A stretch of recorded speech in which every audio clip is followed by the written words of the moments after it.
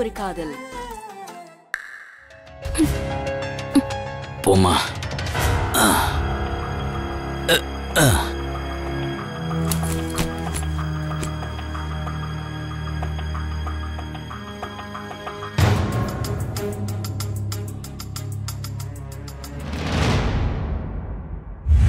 ரூமா சார்?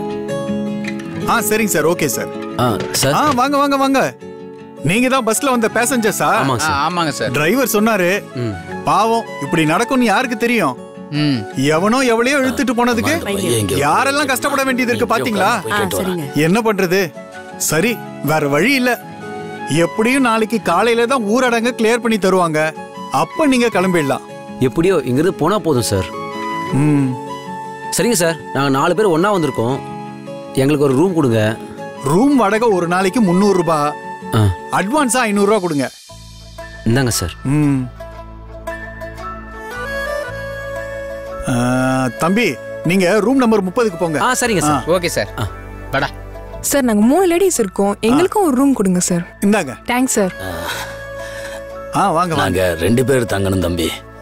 நீங்க room number 41ல தங்கிக்குங்க. இந்தாங்க. சரி தம்பி. பாஸ், எங்க 2 பேருக்கும் தனித்தனியா ரூம் கொடுங்க. சார், நீங்க ஒண்ணா வந்திருக்கீங்கன்னு தப்பா நினைச்சிட்டேன். ஏன்னா இன்னும் ஒரே ஒரு ரூம் தான் பாக்கி இருக்கு.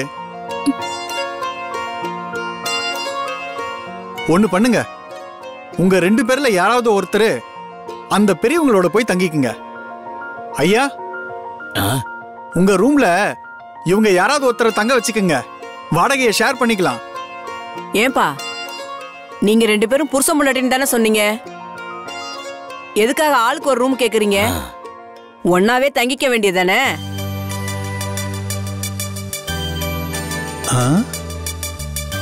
பாட்டி, நீங்க ஒன்னும் தப்பா நினைக்காதீங்க.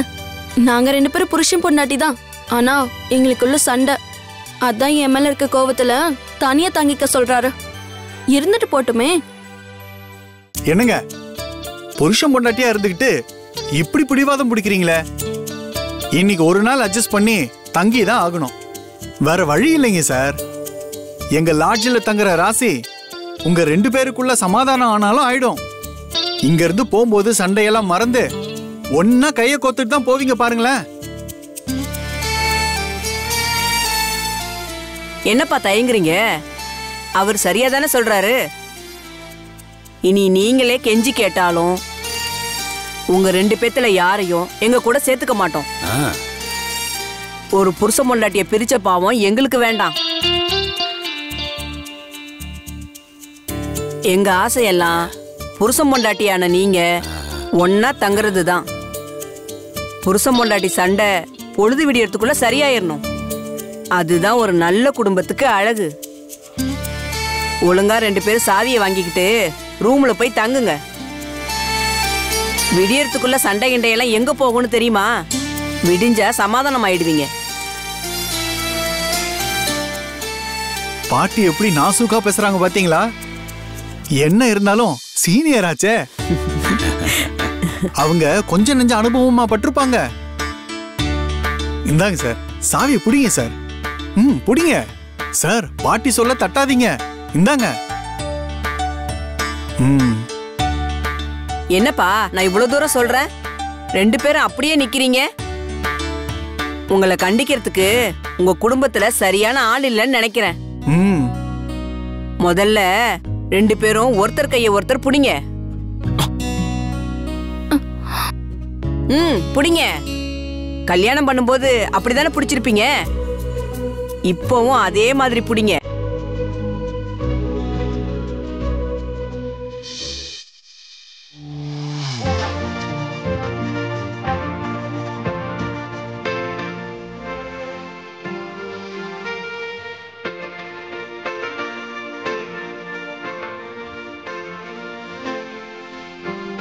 இப்ப அப்படியே ரூமுக்கு கிளம்புங்க.